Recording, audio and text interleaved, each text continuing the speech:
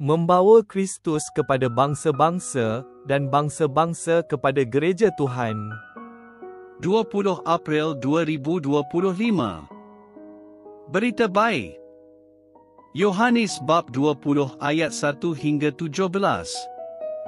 Pada awal pagi hari pertama minggu itu, ketika masih gelap lagi, Maria Magdalena pergi ke makam itu. Dia melihat dua malaikat berpakaian putih. Malaikat-malaikat itu bertanya kepada Maria, "Puan, mengapa menangis?" Maria menoleh lalu melihat Yesus berdiri di situ, tetapi Maria tidak mengenalnya.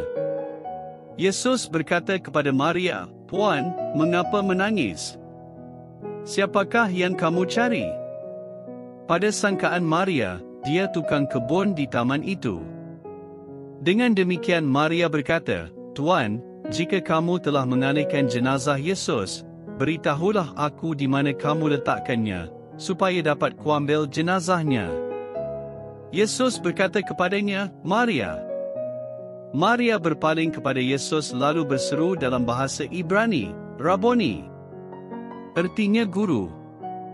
Yesus berkata kepadanya, "Jangan berpaut padaku, kerana aku belum lagi kembali kepada Bapa. Pergilah kepada murid-muridku, katakan kepada mereka bahawa sekarang aku akan kembali kepada Bapaku dan Bapamu, Allahku dan Allahmu." Sudah tentu Maria menangis. Dia fikir dia telah kehilangan Yesus selama-lamanya dan dia amat sedih. Kemudian Yesus memanggil namanya, "Maria." Maria mengenali Yesus. Sudah pasti Maria berpaut pada Yesus. Dia tentu memeluk dan tidak ingin melepaskan Yesus. Saya juga akan berbuat begitu. Yesus berkata kepada Maria, "Jangan berpaut padaku, kerana aku belum lagi kembali kepada Bapa." Tentu ada banyak masa untuk memegang Yesus pada masa hadapan.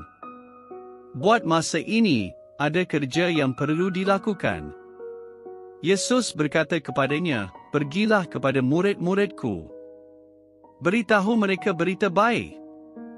Maria membuat demikian. Begitu juga dengan kita setiap kali kita mengkabarkan Yesus kepada seseorang.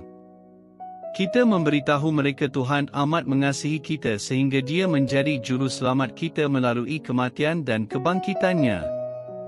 Melalui ini, Yesus telah membebaskan kita untuk menjadi anak-anak Tuhan.